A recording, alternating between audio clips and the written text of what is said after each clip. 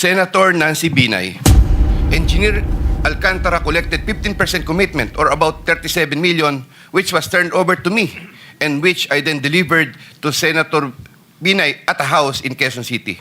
In this affidavit, I shall mention my personal knowledge regarding Senator Cheese Escudero. I delivered 20% of approximately 800 million or about 160 million to Maynard Ngu, which was meant for Senator Escudero. Senator Ramon Bong Revilla. Engineer Alcantara collected the 25% commitment or about 125 million, which was turned over to me and then delivered to Senator Revilla in his house in Cavite. Congressman Saldico.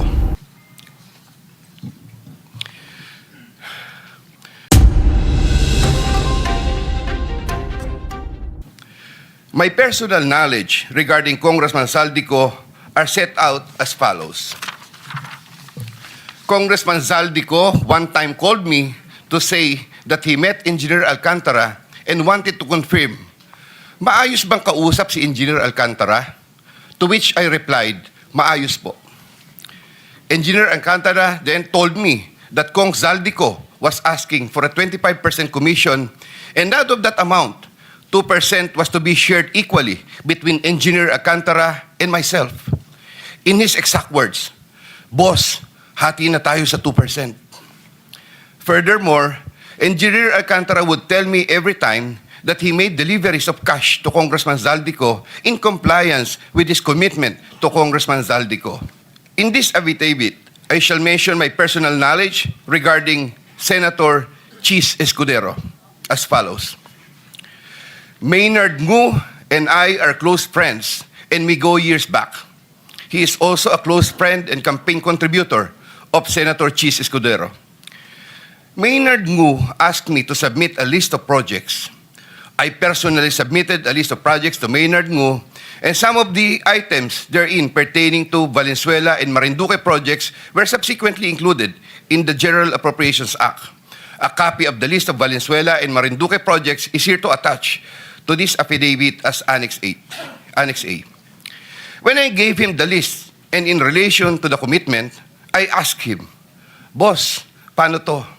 Maynard replied, bahala ka na.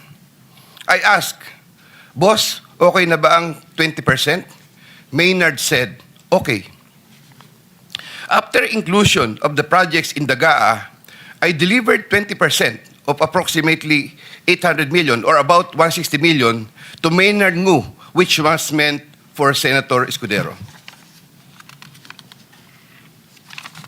Finally, I would like to add that deliveries of cash were personally made to me, by me, to Maynard Ngu at his office in Manila.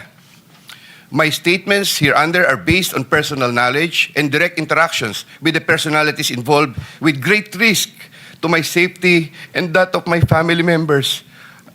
I confirm the following. Senator Ramon Bong Revilla. Sometime in the year 2024, Senator Revilla and I met where I gave him a list of projects given to me by Engineer Alcantara. Senator Revilla asked for a commitment, which I suggested. Then he approved at 25% of the total amount of the projects indicated in the list here to attach as Annex C.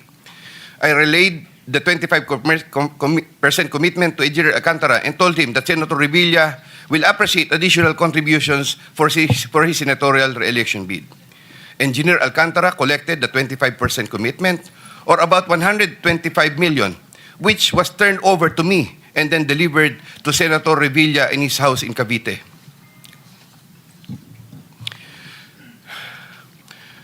Senator Nancy Binay. Sometime in the year 2024, Carlin Villa, a staff of trusted confidant of Senator Binay, called me and asked for a commitment which was set at 15% of the total amount of the projects indicated in the list here to attach as Annex D. I relayed the 15% commitment to Engineer Alcantara. Engineer Alcantara collected 15% commitment or about 37 million, which was turned over to me and which I then delivered to Senator Binay at a house in Quezon City.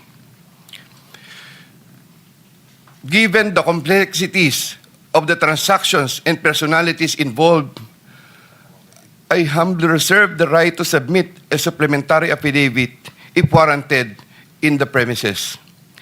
I attest to the truth of the foregoing statements based on my personal knowledge and authentic records.